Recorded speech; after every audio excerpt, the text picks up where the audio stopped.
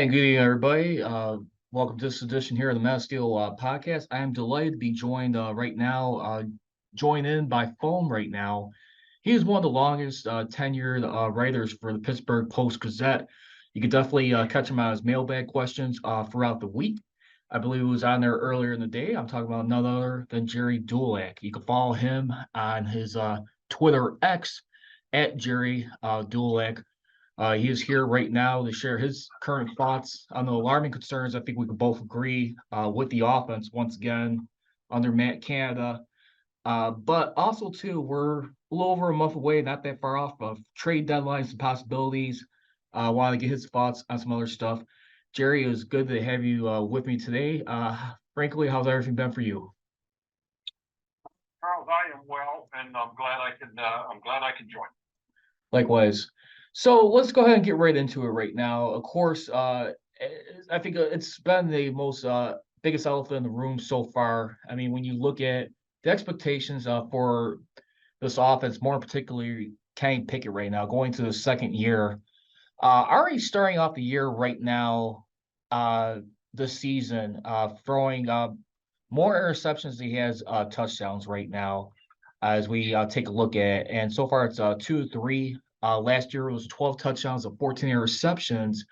But the biggest thing we all kept hearing from the media that people were stirring the Kool-Aid on for this guy when we looked at it like last year down the stretch where he had three fourth quarter comebacks and four game winning drives, and also highly noted two where he was able to get two straight games with the Raiders and the Ravens throw a go ahead touchdown in the final minute of regulation.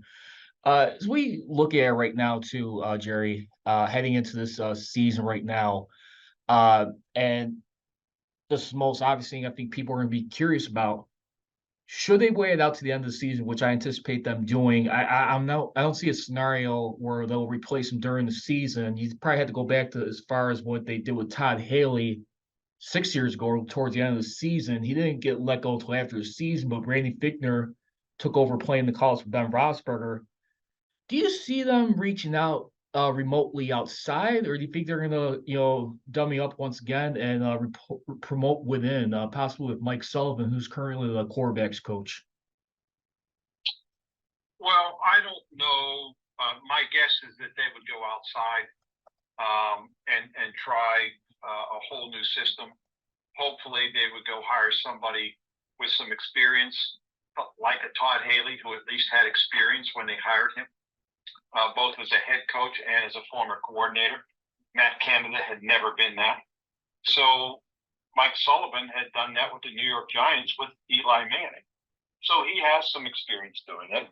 And that might be, I don't want to say the logical move, but that is certainly a possibility.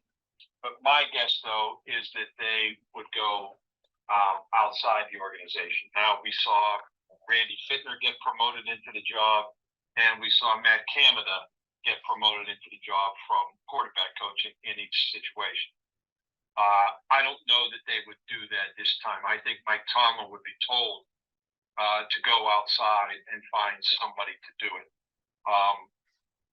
But no, they're not going to replace Matt Canada in season. It's not the way they operate.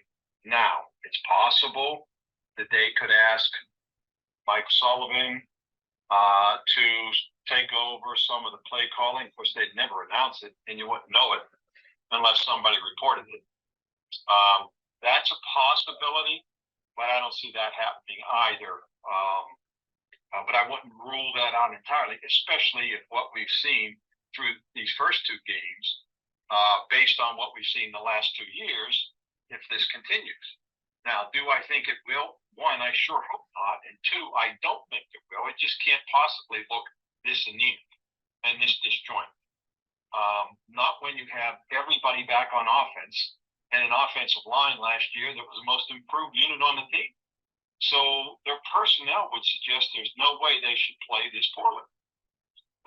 And so then the question becomes, then why are they playing poorly? So then everybody points to the coaching. And I agree with it. But I don't think everybody wants him to fire Matt Canada. Look, that's not going to happen. Unless because he did something personally egregious, not professionally, personally. But how, So I think they're just going to continue on, hope it gets better, figure it's going to get better. But if it doesn't in a short amount of time, then okay, if you don't think it's the coach, then the next question is, okay, it's the personnel. And if you're going to start with the personnel, you're going to start with the quarterback. And if the quarterback, if they feel that the quarterback is not executing what's out there, then it's time to make a change there. And do I think they'll do that? No, but they have a proven backup in Mitch Trubisky, who's shown that when he comes off the bench, gives them the best quarterback play they've received all year, last year. So it just depends, we'll see how this thing unfolds and who they want to lay the blame, whether it's the game plan and the schematics or it's the player executing.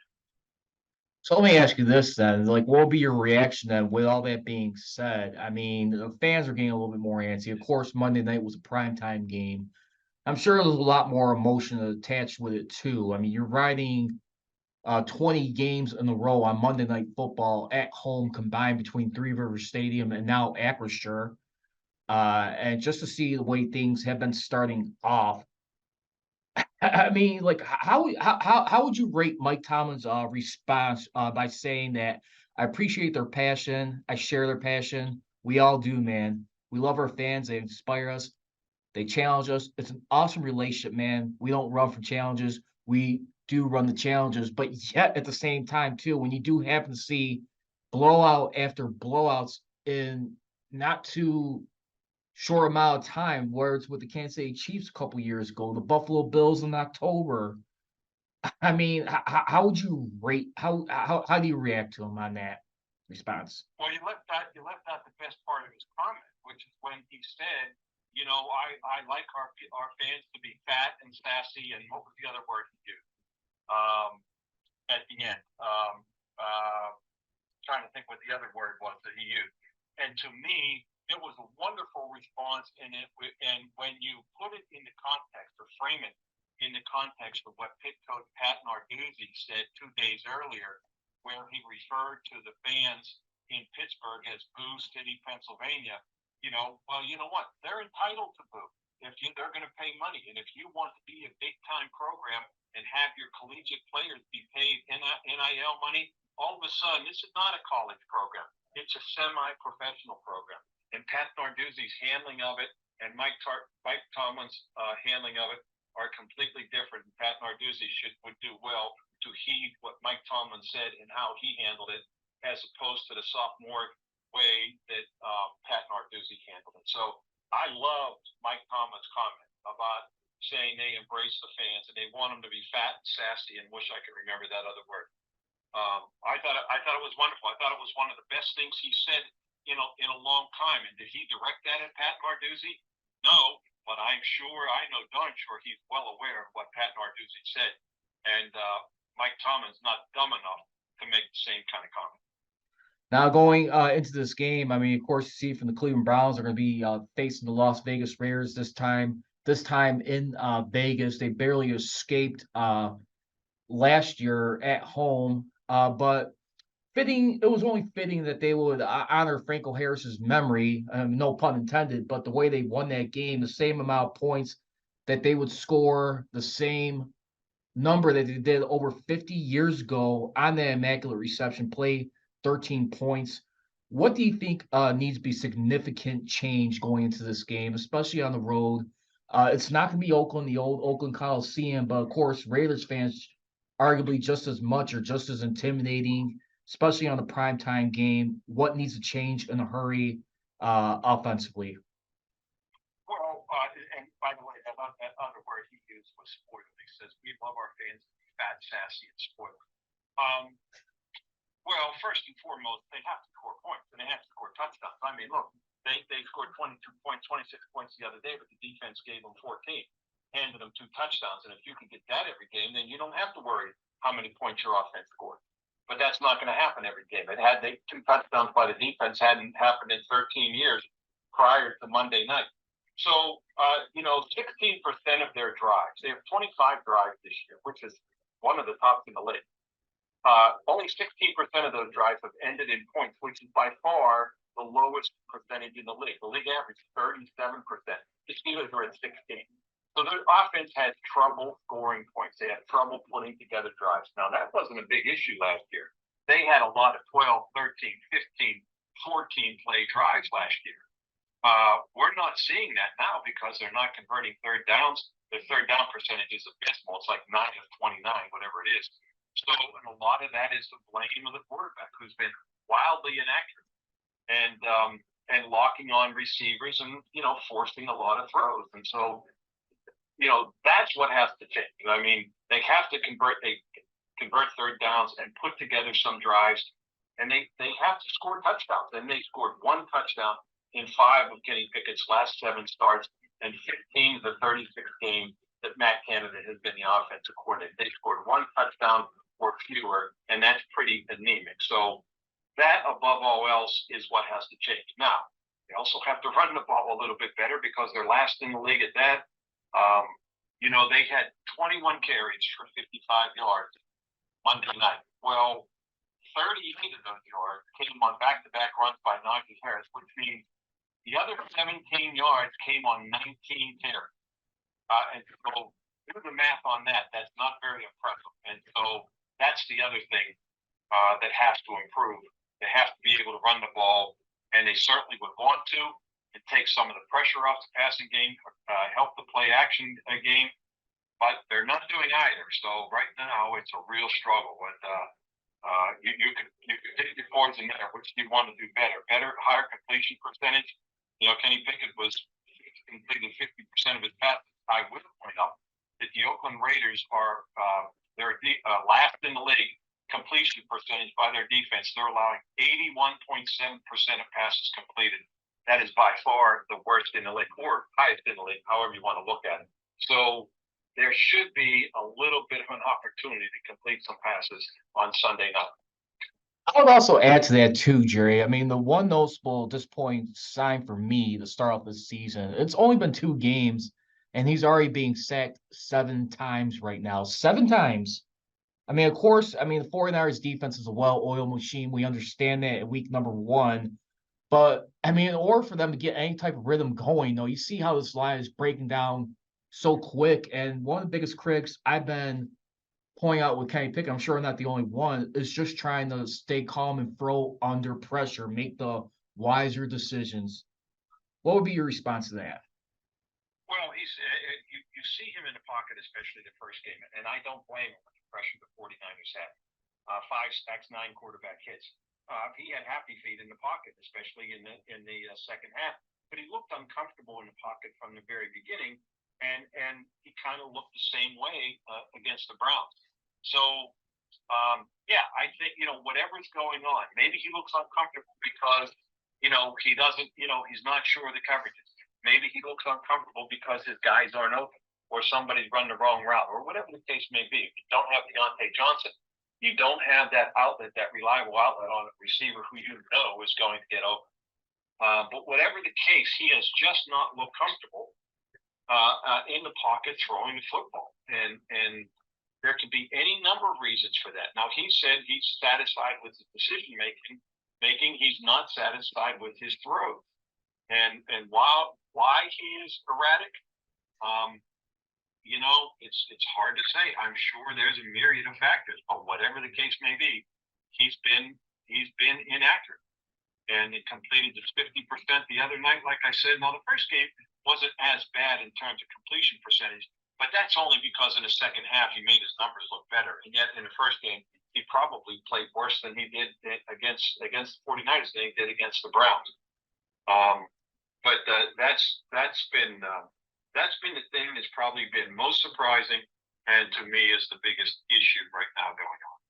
And lastly, I just want to get you out here real quickly. And once again, thank you for dedicating this time with me today due to the timing. What would you say? You mentioned heading into and after the roster has been put together at the end of the training camp, that one of the key positions you highlighted to keep an eye on will be defensive back.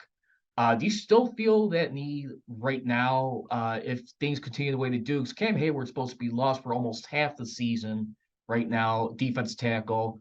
I know it's a reach. It's not gonna happen with JJ Watt. I mean, we could stop the pipe dreaming there.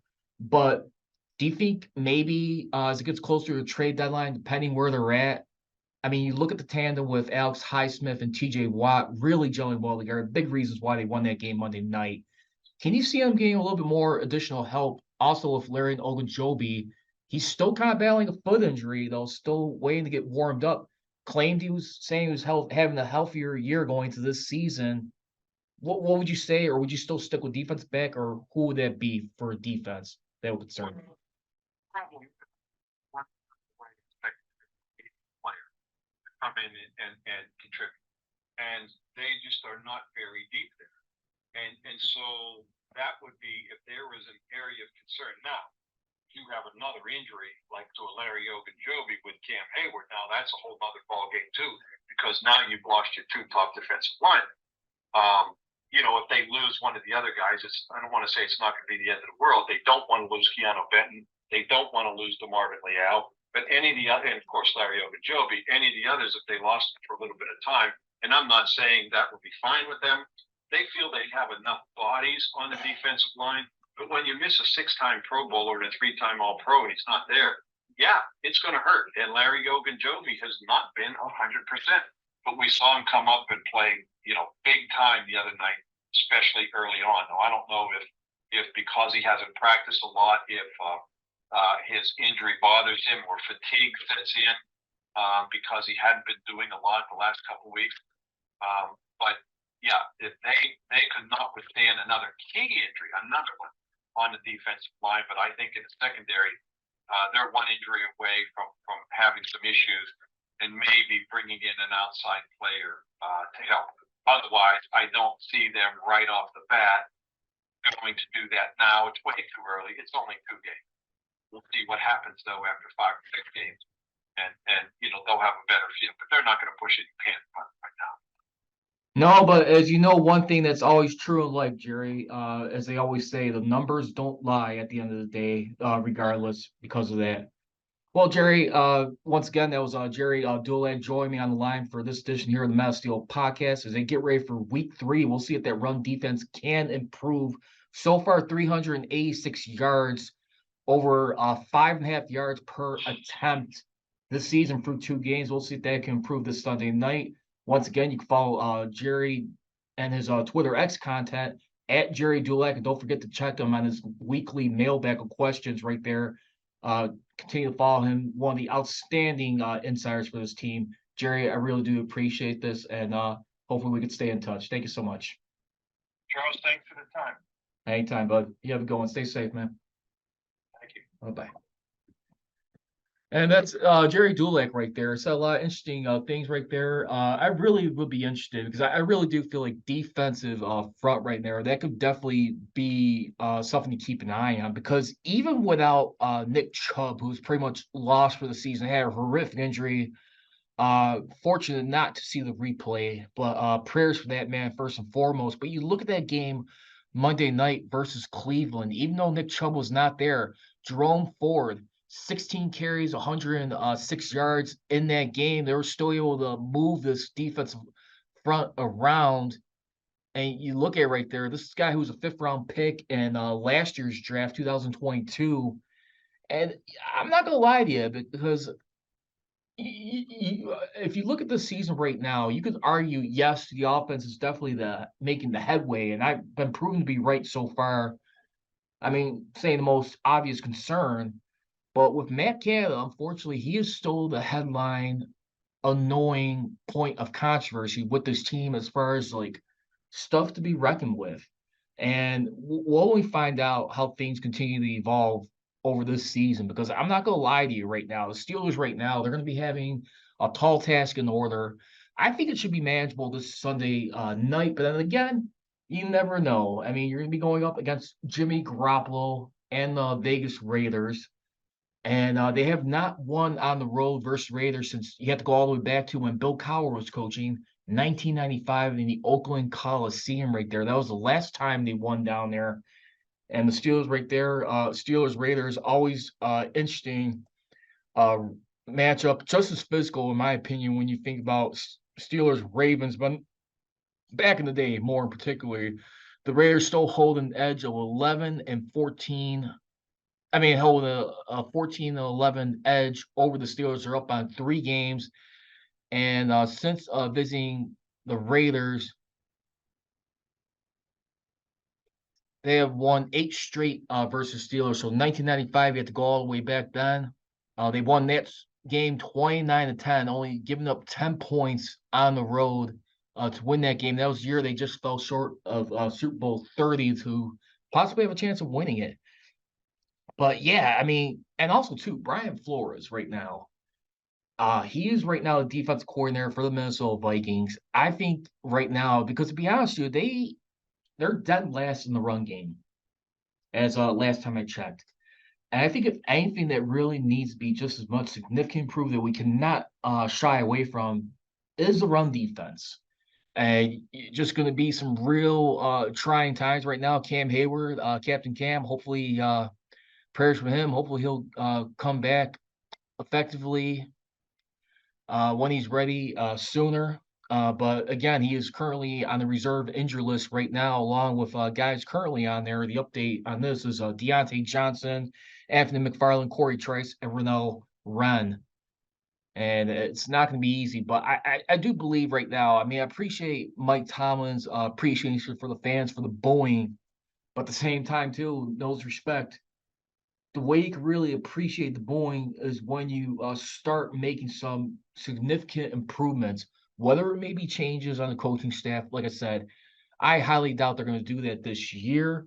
But to be honest, I was a little bit surprised by Jerry's answer. I really would probably expect them to promote within once again. I mean, when you talk about doing things the Steeler way, but other than that, when we look at everything going to this season, I mean, Pickett so far, he has only completed 60.5% of his attempts. I've had only starting quarterbacks Bryce Young, Joe Burrow, Deshaun Watson, and Zach Wilson. And I was mentioning this to someone yesterday too. I mean, the day after the Monday night game, when it comes to Deshaun Watson, I don't care how much time away he has been away from the game. Regardless of that time, they have sacked this guy significantly for 18 times for 115 yards. Regardless, they got his number 5 touchdowns, 4 interceptions. I mean, yeah, he's still having over 200 yards a game, like passing against them. But I mean, at the same time, I really do feel like as the game goes on, the Steelers find a way to dial in on this guy right now. And you gotta wonder too. I mean, how much was that? You could argue, yes, the defense did win this game, but how much did Deshaun Watson really lose this game too? I'd like to hear your comments on that. I'll put it up on Twitter X momentarily. But yeah, Matt Canada right now, and we look at everything. You look at his overall tenure. I mean, one of the biggest things that Jerry Dulac enjoyed highlighting too. I mean, not enjoy, but I mean, one of his biggest pet peeves with him, and I believe it was 25 points or more. If I'm mistaken on that, Jerry, feel free to shoot me a comment on my YouTube channel or on Twitter X and correct me. But 25 points or more in his overall tenures only happened 7 times in regulation, 5 times in Ben's final year, 2 times last year, and 0 this Monday night. Yes, he did score 26 points, but remember, 14 of those points were off of turnovers that they cashed in. I mean, of course, being the pick six and the strip fumble return that was forced by Alex Highsmith and returned by TJ Watt. And by the way, Alex Highsmith, he did score a touchdown, I believe, in that game to open up the scoring frenzy. I mean, well, not frenzy, but for the defense, I should say, defense scoring frenzy. And we look at it, but yeah, I mean, it's really going to be interesting to see what they do. Raiders as no walk in the park. I'll be honest, the way they've been playing this year, I would not be surprised to be ready to count that as a loss for this Sunday. Not to sound too negative, but I mean, at the same time, I mean, you got to be realistic with where they're at, what they've been doing. Yes, congratulations. They're still undefeated at home on Monday Night Football, dating back to 1992. That's 31 straight years now, 21 consecutive victories. in that contest as we look at it basically. And yes, it was Alex Highsmith. He returned it for 30 yards, very first play of the game, following the kickoff to kick things off. And that's going to do it for this edition here of the Men of Steel podcast. Once again, I want to thank Jerry Dulac for joining us here on this edition of the Men of Steel podcast. You can follow me on my Twitter X content at Men of Steel CJR, Instagram at Men of Steel Nation. Now, as I always leave you, don't be trolling, be rolling. Here we go, serious. Here we go. I gone. You know, this has been our story all year, hasn't it been? 60 minutes. It's never going to be pretty. Throw style points out the window, but these guys will fight to the end. And I take my hat off to you, and I congratulate every last one of you. Thank you for watching the Men of Steel podcast with your host, Charles Pride Ritchie, here on YouTube.